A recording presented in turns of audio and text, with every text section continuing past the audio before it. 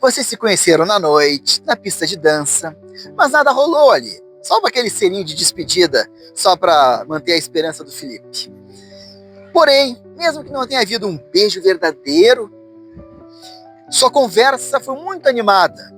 E o engraçado é que ela não foi nada complexa, mas descontraída, descompromissada e sem filtro. Vocês, assumindo que não queriam nada sério, não se importando se as palavras que seriam proferidas de um para o outro seriam mal recebidas, depararam-se simplesmente com a verdade.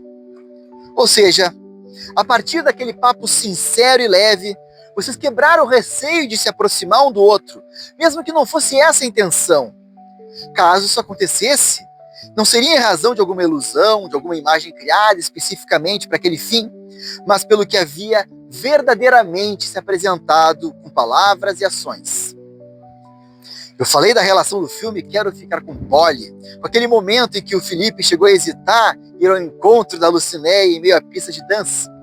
Mas esse início da história de vocês também tem algo em comum com aquele filme, em que numa das últimas cenas da obra, o personagem do Ben Stiller, todo metódico e certinho, ao ouvir de Polly, interpretada por Jennifer Aniston, que ela não casaria com ele, ele responde: eu não quero casar, eu só quero levar você para jantar em algum dia nessa semana. Foi exatamente assim com vocês, que ao se livrarem das inseguranças causadas por uma eventual busca específica por um relacionamento, falaram um ao outro o que lhes vinha à cabeça. E isso aconteceu não só naquela noite, mas nos encontros que se seguiram. A ideia era justamente não cogitar um namoro, mas ele veio acontecer ao natural, porque foi verdadeiro e espontâneo. E quando a verdade vem à tona, ela é implacável. Como ocorreu naquele filme, nesse segundo encontro, vocês foram apenas tomar um café, sem compromisso. E a conversa foi tão espontânea e tranquila que talvez não culminasse no primeiro beijo para valer de vocês. Porém, ele aconteceu, não como algo programado, mas porque foi resultado de uma vontade genuína e espontânea de vocês dois. É claro que, naquelas primeiras saídas, nem tudo foi falado.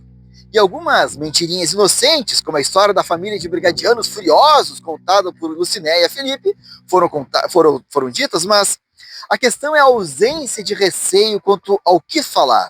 Há essa franqueza, repito, tanto nas respostas quanto nas perguntas, a serem feitas durante a vida conjugal. Elas são fundamentais para que a verdade sempre venha à tona.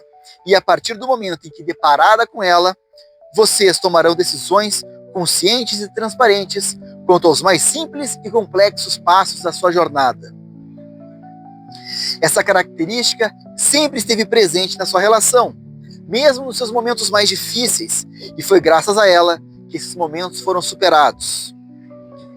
É comum ouvirmos que a verdade é relativa, mas isso é falso. Relativas são as narrativas acerca da verdade, e narrativa tem a ver com uma maneira picotada de ver e contar algo. Um casamento deve ser desprovido de narrativas. Ele precisa ser sincero, franco, sem qualquer filtro a respeito de qualquer assunto. Claro, a abordagem deve ser amorosa, com ternura, mas isso não pode significar ocultar a verdade e convertê-la em narrativa. Alguns dizem que o casamento é uma prisão, e de fato talvez isso aconteça muitas vezes, não como algo natural, mas como uma consequência de uma relação desprovida de verdade. Contraponto-se a isso, encontramos na Bíblia, em João 8,32. Conhecereis a verdade, e a verdade vos libertará. Isso vale para um casamento, pois sempre com amor, valorizando não as narrativas editadas e formatadas que um gostaria de transmitir ao outro, mas a verdade do dia a dia. Seja nas pequenas ou nas grandes coisas, haverá liberdade para vocês serem vocês mesmos e para ajustar de maneira espontânea e real a sua relação. Lucinéia e Felipe, sempre com amor e tato, sigam exercendo entre vocês a espontaneidade e a franqueza, que foi a marca da sua primeira conversa e de todo o seu relacionamento, o que revelará a verdade do que vocês têm, que vocês sentem e daquilo que deverá ser, de fato, mantido, descartado e buscado.